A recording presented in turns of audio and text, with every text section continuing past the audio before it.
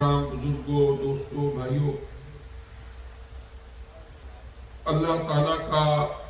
لاکھ لاکھ فضل ہے، کرم ہے کہ زندگی میں ایک مرتبہ پھر اللہ تعالیٰ نے ہمیں وہ برکت والا، عظمت والا مہینہ نصیب فرمایا جس میں آقا نامدار، مرشد قلب و نظر حضرت محمد مصطفیٰ صلی اللہ علیہ وآلہ وسلم کی ولادت باسعادت ہوئی۔ وہ ربیع الاول شریف کا بابرکت مہینہ ہے اور آج جمعۃ المبارک کو ربیع الاول شریف کی پہلی تاریخ ہے۔ اللہ جل مجدہ نے ہمارے اوپر اتنی نعمتیں فرمائی جن کا کوئی شمار نہیں، اور خود قرآن پاک میں بھی اللہ کریم نے ہمیں ریئلائز کروایا وَإِن تَعُدُّوا نِعْمَةَ اللَّهِ لَا تُحْصُوهَا، کہ اگر تم اللہ تعالی کی نعمتوں کو گننا شروع کر دو کبھی بھی ان کو گن نہیں سکتے۔ اللہ تعالی کی جتنی نعمتیں ہمارے اوپر ہیں ان میں سے اللہ تعالی کا جو سب سے بڑا انعام ہے وہ کیا ہے؟ اللہ کا سب سے بڑا انعام ہے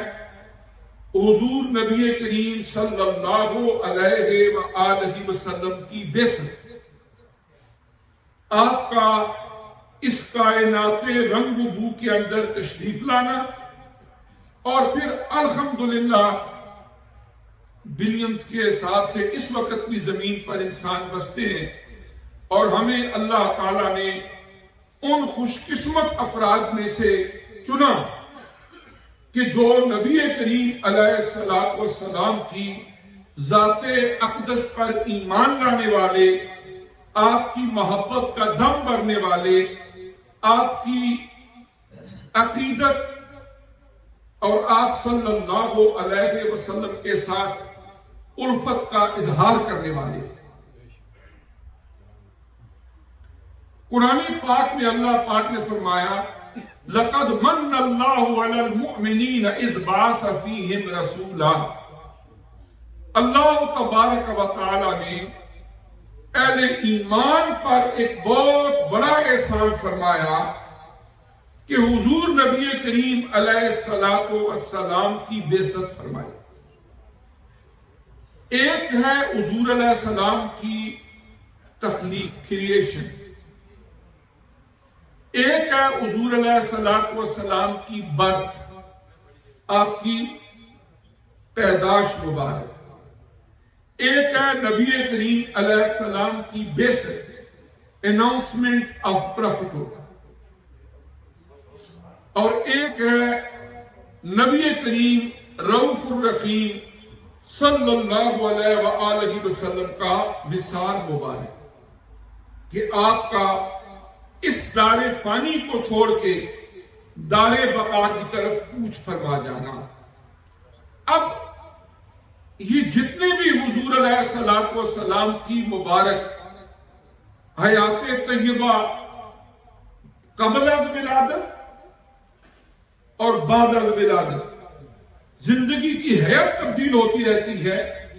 وہ زندگی کی کوئی نہ کوئی رمت، اس کے اپنے اپنے فضائل ہیں۔ ان میں سے ربیع الاول شریف کا مہینہ چونکہ وہ مہینہ ہے جس میں نبی کریم علیہ السلام کی ولادت باسعادت ہوئی، لہذا ہماری گفتگو کا موضوع بھی نبی کریم صلی اللہ علیہ وآلہ وسلم کی ولادت باسعادت کے حوالے سے چند ایک معروضات آپ کی خدمت میں پیش کرنا ہے۔ جہاں تک تعلق ہے تذکرہ ولادت کا، قرآن پاک کی بہت ساری آیات گواہ ہیں کہ اللہ تعالی نے اپنے اولو العزم بندوں بالخصوص اپنے پیغمبروں کی ولادت کا تذکرہ خود قرآن نے فرمایا۔ حضرت سیدنا آدم علیہ السلام کی تخلیق کا پورا واقعہ قرآن میں موجود ہے۔ حضرت موسیٰ علیہ السلام کی ولادت، آپ کی والدہ ماجدہ پر الہام ہونا اور اس الہام کے نتیجے میں ایک باکس میں بند کر کے ایک سمندر میں اس باکس کو ان کا پھینک دینا، پھر اس کے بعد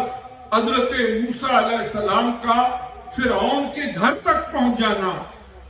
یہ سارے واقعات قرآن پاک میں حضرت موسیٰ علیہ السلام کی ولادت سے متعلق موجود ہیں۔ حضرت سیدنا یحییٰ علیہ السلام کی ولادت، اس کا ذکر خود اللہ نے قرآن میں فرمایا ہے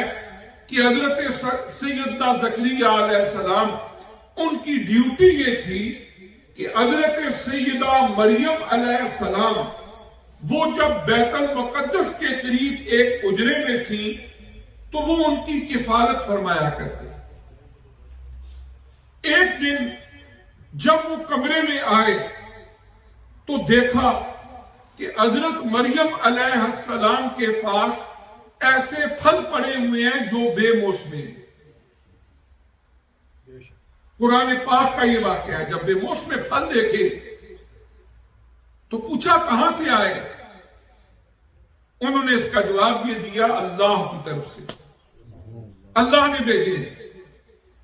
آپ کے دل میں خیال آیا وہ رب کریم جو اپنی ایک ولیہ کو، اپنی ایک نیک بندی کو بے موسم پھل عطا کر سکتا ہے، میری عمر تو بہت ہو چکی ہے، بڑھاپے کو پہنچ چکا ہوں، بیوی بھی میری بوڑھی ہو چکی ہے، اولاد نہیں ہے، وہ رب اس پر قادر ہے کہ عمر کے اس حصے میں مجھے اولاد عطا کر دے۔ لہذا اللہ کی اس ولیہ کی جو حجرہ ہے، اس کی دہلیز پہ کھڑے ہو کر وہ دعا کر رہے ہیں، اے اللہ پاک اپنے نیک بندوں میں سے مجھے کوئی بیٹا عطا کر دے۔ اور قرآن گواہ ہے، اللہ نے اس دعا کو قبول کیا اور فرمایا ہم تمہیں بیٹا عطا فرمائیں گے اور اس کا نام ہوگا یحییٰ۔ حضرت یحییٰ علیہ السلام حضرت زکریا علیہ السلام کے بیٹے ہیں اور ان کی اس ولادت کا تذکرہ اللہ نے قرآن میں فرمایا ہے۔ تو حضرت اسی طرح حضرت عیسیٰ علیہ السلام، ان کی پیدائش اور حضرت مریم علیہ السلام کے بطن پاک سے جب وہ شہر سے باہر ولادت ہوئی اور اس سے متعلقہ تمام واقعات کو اللہ تعالیٰ نے قرآن میں بیان فرمایا ہے۔ تو اس طرح پہلے نمبر پر بات یہ ہے کہ اہل اسلام کو بے مقصد باتوں میں الجھ کے اپنا ٹائم ویسٹ نہیں کرنا چاہیے کہ میلاد شریف کا یہ مہینہ آتا ہے تو آپس میں الجھتے رہتے ہیں، نہیں جی میلاد نہیں ہونا چاہیے، یہ نہیں ہونا چاہیے۔ دیکھیں، اگر میلاد کا لفظ اس کا معنی کیا ہے؟ برتھ۔ جب نبی کریم علیہ السلام کی ولادت باسعادت ہوئی اور اللہ نے اس کی عظمتوں کو بیان فرمایا، اگر ہم یہ کہہ دیں کہ مکہ مکرمہ میں ربیع الاول شریف کی 12 تاریخ کو منڈے کے دن صبح صادق کے وقت حضور علیہ السلام کی ولادت ہوئی، تو یہ نبی کریم علیہ السلام کی کوئی خصوصیت نہیں ہے۔ آج بھی مکہ کا شہر موجود ہے، ربیع الاول کا مہینہ ہر سال آتا ہے اور بائی چانس کئی دفعہ منڈے کو بھی آتا ہے 12 ربیع الاول، اور اگر اسی وقت مکہ مکرمہ میں اسی وقت کسی بچے کی پیدائش ہو جائے تو یہ تو سارے اوصاف اس میں بھی پائے جائیں گے۔ اس میں نبی کریم علیہ السلام کی خصوصیت کیا ہے؟ بات یہ ہے کہ منڈے کے دن کی وجہ سے نہیں، ربیع الاول کے مہینے کی وجہ سے نہیں، اس سہانی صبح کی وجہ سے نہیں کہ آقا علیہ السلام کو عظمت ملی، نہیں، بلکہ حضور علیہ السلام کی ولادت کی وجہ سے اللہ تعالیٰ نے ربیع الاول کے مہینے کو، سوموار کے دن کو، اس سہانی صبح کو، اور جس شہر مکہ میں آپ کی ولادت ہوئی، اللہ نے اس ولادت کی نسبت سے انہیں بھی عظمتیں عطا کر دی۔ اور حضور علیہ السلام کی ولادت کا تذکرہ کمپلیٹ نہیں ہوتا جب تک ہم ان احوال و واقعات کو بیان نہ کریں جو بوقت ولادت نبوی پیش آئے۔ مستند سیرت نگاروں نے، شراح حدیث نے ان واقعات کو نقل کیا۔ حضرت سیدہ آمنہ رضی اللہ تعالی عنہ جو نبی کریم صلی اللہ علیہ وآلہ وسلم کی والدہ مائدہ، ان کے واقعات سیرت حلبیہ میں اور دیگر مقامات پر بالتفصیل موجود ہیں کہ جب نبی کریم علیہ السلام کا ان کے بطن پاک میں حمل ٹھہرا، اس وقت جو اللہ کریم نے ان کو نورانیت عطا کی، سچے خواب دیکھے، جاگتے ہوئے کئی ایک مشاہدات کیے، وہ فرماتی ہیں کہ جب نبی کریم علیہ السلام کی ولادت ہوئی تو میں نے ایک نور دیکھا جو مکہ مکرمہ سے لے کر شام تک ہر جگہ نور ہی نور بکھرا ہوا تھا، اور شام کے جو بڑے بڑے محلات تھے ان کے کنگرے گر گئے۔ آتش فارس، ایران کے اندر ایک آگ تھی جو ہزاروں سالوں سے جل رہی تھی۔ پرشین کی ڈکشنری میں ایک ورڈ ہے سمندر، اللہ کی قدرت ہے۔ سمندر کیا ہوتا ہے؟ یہ ایک کیڑا ہے۔ آگ جل رہی ہو تو چیزیں جل جاتی ہیں، لیکن جب سینکڑوں سالوں تک کنٹینیوسلی آگ جلتی رہے اللہ اس میں سے کیڑا پیدا کر دیتا ہے۔ یہ بھی اس کی قدرت کا کمال ہے، اور اس کو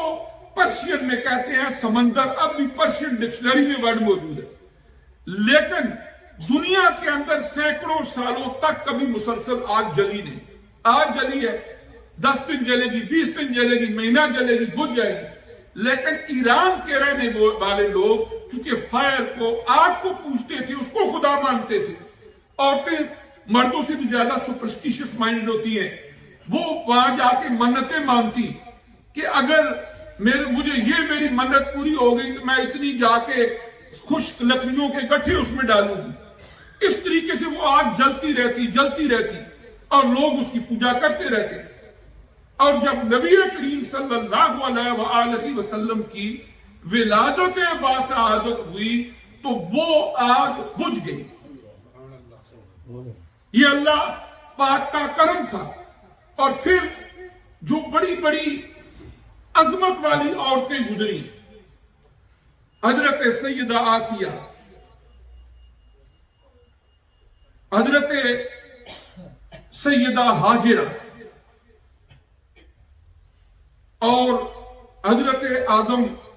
علیہ السلام کی اہلیہ جو ہم سب کی دادی اماں ہیں۔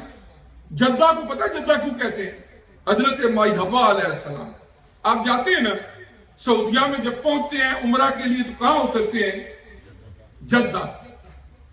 عربک لینگویج میں جدن کہتے ہیں گرینڈ فادر، اور جدتن کہتے ہیں گرینڈ مدر۔ گرینڈ مدر کو کیا کہتے ہیں عربک میں؟ جدتن۔ اور جس کو پڑھتے ہیں تنوین جب نہیں پڑھتے وقف کر کے، جدہ۔ حضرت سیدہ مائی حوا علیہ السلام کی قبر جدہ میں ہے، اس لیے شہر کو جدہ کہا جاتا ہے دادی، اس کا معنی ہے دادی اماں۔ تو حضرت حوا علیہ السلام، حضرت سیدہ آمنہ رضی اللہ تعالیٰ فرماتی ہیں کہ ان کی ارواح آئیں، یہ آ کے مجھے مبارکباد دینے کے لیے آئیں کہ اللہ تعالیٰ نے تیری گود کو ہرا کیا اور نبیوں کے سردار بھیجے۔ تو اس طرح یہ ہے کہ حضور علیہ السلام کی ولادت باسعادت آپ کا اس کائنات رنگ و بو میں تشریف لانا، یہ اللہ تبارک و تعالیٰ کا ایک بہت بڑا احسان ہے۔ اور ایک سوال یہ کہ صحابہ کرام رضوان اللہ تعالی علیہم اجمعین، کیا وہ بھی نبی کریم علیہ السلام کی ولادت کا تذکرہ کیا کرتے تھے؟ اصل جن لوگوں کی حضور علیہ السلام نے تربیت فرمائی یہ وہ ہستیاں ہیں کہ جنہوں نے اپنے سر کے کانوں سے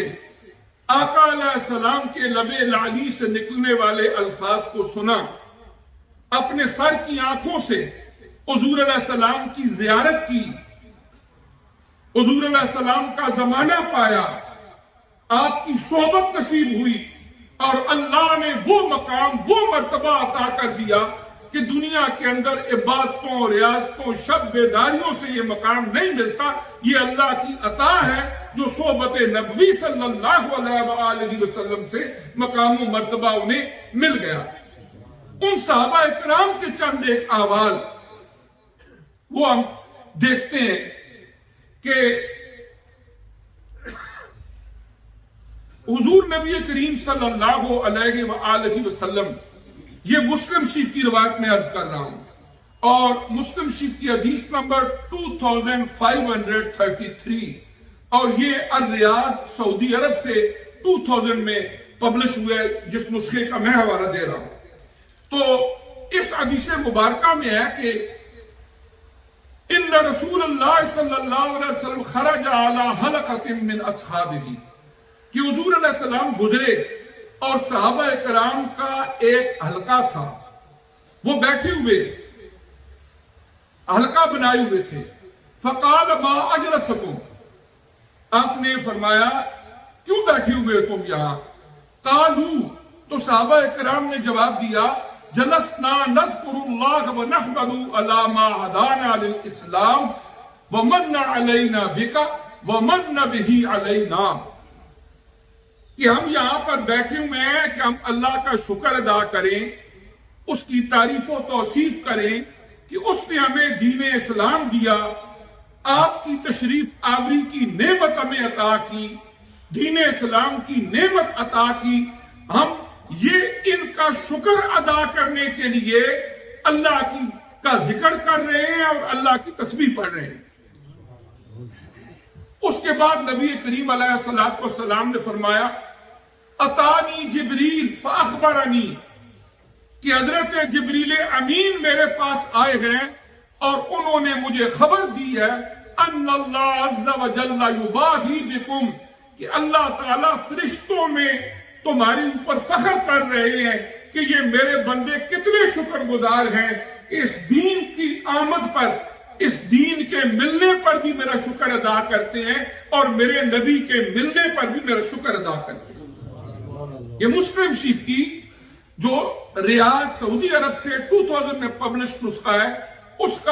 اس کی حدیث نمبر ترتیب کے لحاظ سے 2533، یعنی نبی کریم صلی اللہ علیہ وآلہ وسلم کی جو تشریف آوری ہے، اس پر اللہ کا شکر ادا کرنا یہ صحابہ کرام کا شیوا تھا، اور ہمیشہ سے امت الحمدللہ اللہ کی نعمتوں پر اللہ کا شکر ادا کرتی رہی۔ قرآن پاک کے اندر اللہ تبارک و تعالیٰ نے سورہ آل عمران آیت نمبر 103 فرمایا وَاذْكُرُوا نِعْمَةَ اللَّهِ عَلَيْكُمْ إِذْ كُنْتُمْ أَعْدَاءً فَأَلَّفَ بَيْنَ قُلُوبِكُمْ فَأَصْبَحْتُمْ بِنِعْمَتِهِ إِخْوَانًا وَكُنْتُمْ عَلَى شَفَا حُفْرَةٍ مِّنَ النَّارِ فَأَنْقَذَكُم مِّنْهَا۔ فرمایا اللہ کی اس نعمت کو یاد کرو، اذ کنتم اعداء، جب تم آپس میں دشمن ہوا کرتے تھے، فألف بین قلوبکم، اللہ نے تمہارے دلوں میں محبت ڈال دی، فاصبحتم بنعمتہ اخوانا، پس تم آپس میں بھائی بھائی بن گئے۔ ابو منصور ماتریدی رحمت اللہ علیہ نے اس کی تفسیر کی فألف بین قلوبکم بمحمد، کہ اللہ تعالیٰ نے تمہارے دلوں میں عرفت ڈال دی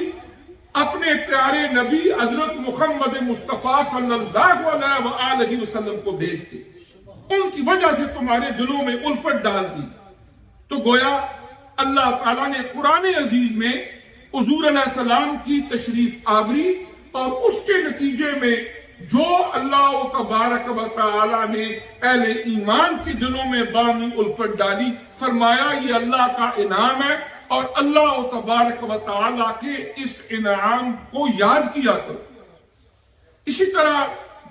حضرت عبداللہ ابن رواحہ رضی اللہ تعالیٰ عنہ حضور علیہ السلام کے صحابی ہیں، وہ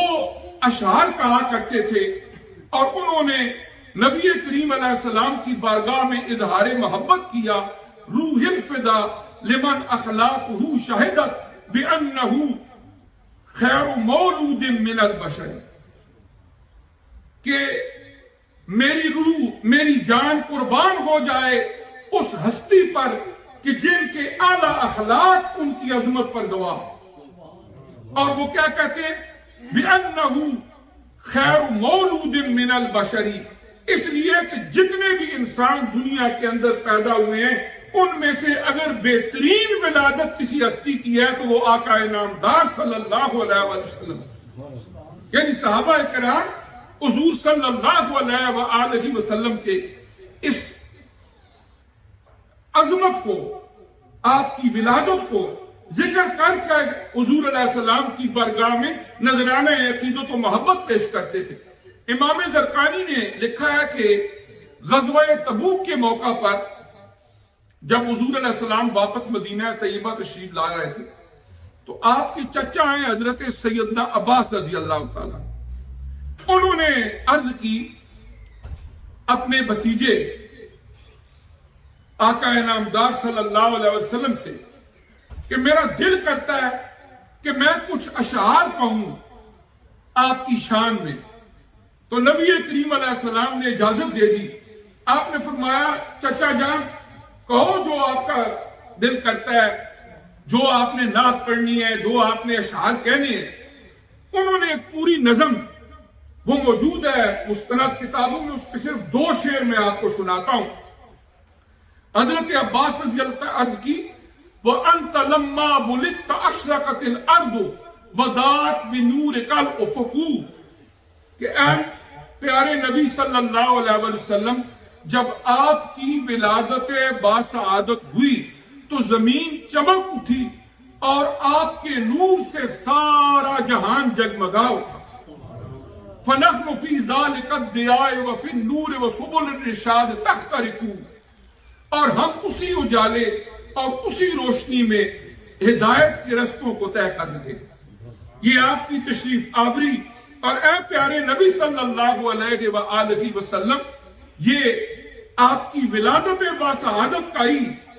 اثر ہے کہ ہم آپ کی تشریف آوری کے بعد ہدایت کے رستے پہ چل کے ہم